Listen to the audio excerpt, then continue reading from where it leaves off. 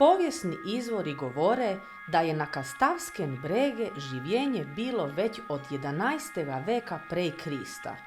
Čudaj narodi pasalo i osvajalo ov kraj vse do 7. veka, kada Hrvati prihajaju i ostaju va Kastavštine. Sakoj vreme pustilo svoj senjal. Zidi okol grada z 9 kul, crekvina, lokvina, voltica, gradska loža, fortica i čuda štori od Kastavci, ki su se bunili i znali držati do svoje pravice zapisane va zakone grada Kastva već od leta 1400. Va 19. veke, va vreme narodnega preporoda, grad je doživel nacionalni i kulturni procvat na dan kad se je osnovala Kastavska čitalnica 1866. Od onda je počela skrb za svoj zajik.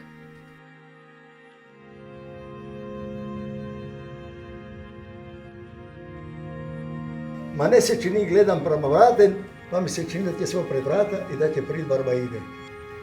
To je još jedina vaka svu kovačija ovako kako izgleda. Ako nime ih delal, ni gorelo ganj, ni se železo moglo teplit, jer da se ga more kovat. Da ga babi kad se čulo to, onda je znači da je neki barba Ive ili ne znam ko je delal neš na devet. Svako ovo ima svoje ime, ja nisam kovač, pa ne znam. Znam da su ono sve kleške, ali možda svako ima svoje ime, batik ima svako svoje ime. I čas smo stolili. Pozabili smo na artižani pomalo, pozabili smo na ome od orudja, pozabili smo nažalost naš dragi domaći fanj ča.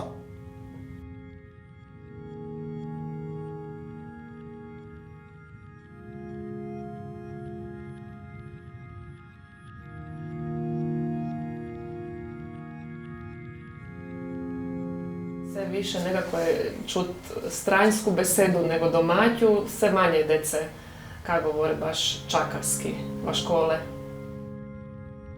Onako grdo je reći da je decu sran ili strah, to ne bi nekako trebalo biti bit, ali to je vjerojatno nekemu u pozadini. Vreme gre i nekako se na taj del zaika pozabi.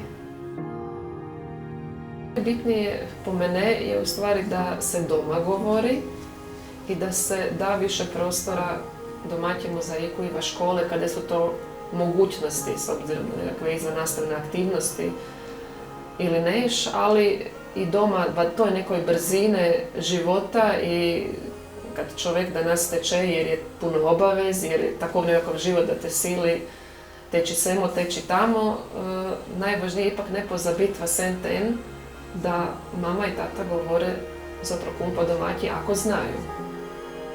A znati ako je neki stariji prenesa i tako to gre s generacije na generaciju. To je u stvari bit. Tako se prenose i druge emocije, tako se prenose osjećaji, tako se prenose i besedi. Onda zameš malo cveta. Imaš brašna cveta. Tako ga staviš. Evo tu ideš.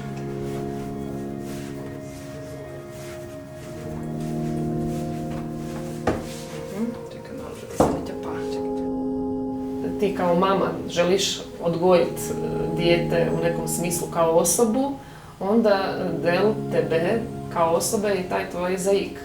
I onda je sad pitanje samo kako ćeš to dalje prenijeti. Da li ćeš cijelu svoju osobu dati i sve ono što misliš da je važno ili ćeš ipak nešto te malo preskočiti.